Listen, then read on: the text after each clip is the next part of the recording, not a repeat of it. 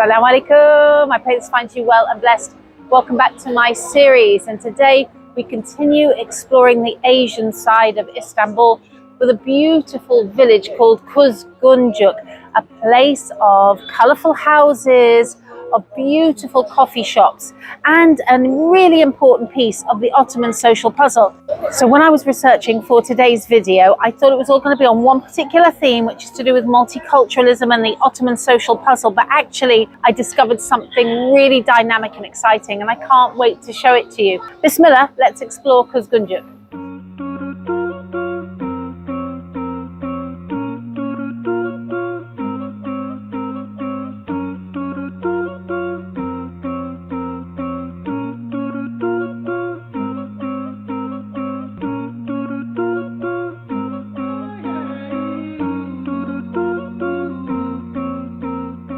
So there are two Orthodox churches here in Kuzguncuk, and there were Jewish communities here from the 1300s when Orhan Bey arrived. He befriended them and looked after them, and the first recorded grave, a Jewish person here in Kuzguncuk, was actually around the 1600s, but it has got one of the oldest Jewish cemeteries in Istanbul here today. The Inquisition was a powerful office set up within the Catholic Church to root out and punish what it considered heresy against Christian doctrine. It lasted 300 years, inflicting a severity of tortures and persecution upon Jews and Muslims who had thrived together for 5 centuries in Spain and Portugal. In 1492, the King of Spain made the Alhambra Decree.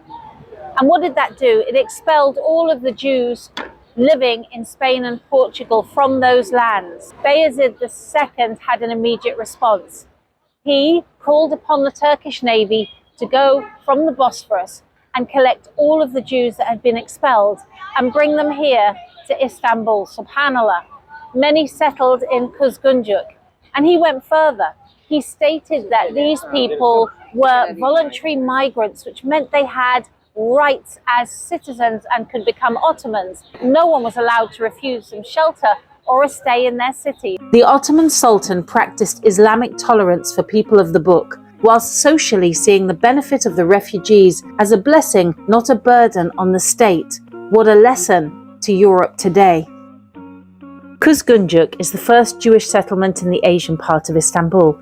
It's even referred to as a Jewish village by 17th century sources. Ottomans applied the nationality system wherever they conquered. This means that there was no policy to turn people into Muslims. Everyone continued with his or her own language and religion freely. Therefore, they continued their traditions in the same way, and that's kept them alive until today. Although many of the synagogue's former members have relocated within Istanbul, the synagogue is visited on the weekends. It's known that Kuzguncuk was accepted as the last stop before reaching the Holy Land by the European Jews, and those who could not go to the Promised Land for any reason made it a will to settle there and die and be buried there. The Ottomans' multicultural and non-discrimination mentality kept many different cultures alive, an attitude ingrained in the laws of the time. Many cultures lived together peacefully, and the Ottoman Empire was able to preserve itself with an inclusive sense of nationality. Today, Jewish and Turkish families still live together,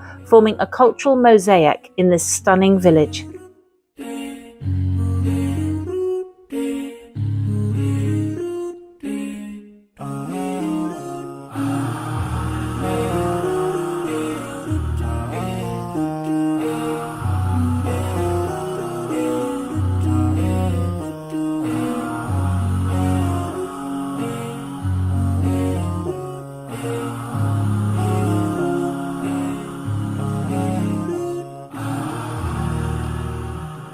So this is the surprise that I wanted to share with you.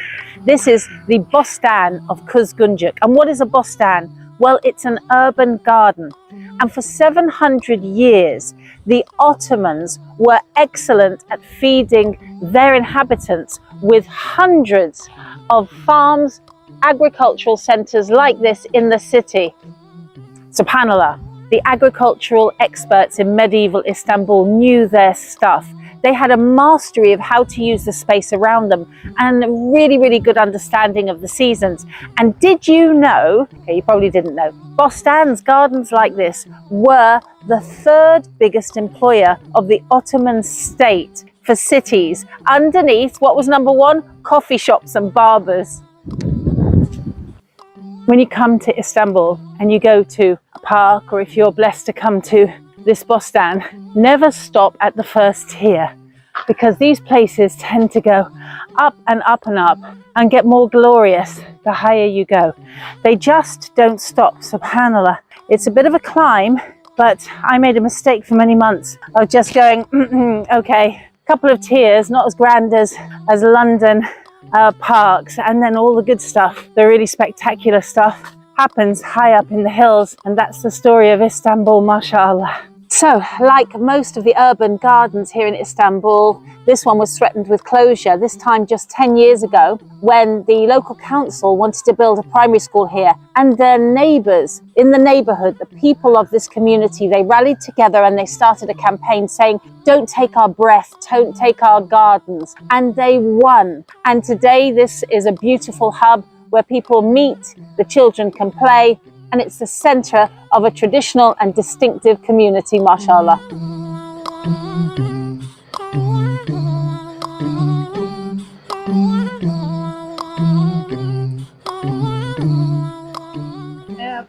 Physical in Bradford University. Oh, Bradford, mashallah, mashallah. Well, 8 of you. Yeah. 8 of you. I always respect women who can do this, mashallah. May Allah bless you. So anyway, enjoy your stay. Take care. I hope you've enjoyed today's video and walking around Kuzguncuk with me and learning more about the beautiful legacy of the Muslims, subhanallah. If you like this, then make sure to subscribe to my channel. Don't forget to leave comments and tell me where you want me to visit next. And let's all keep applauding the beauty of our deen and our Islamic heritage. Assalamu alaikum.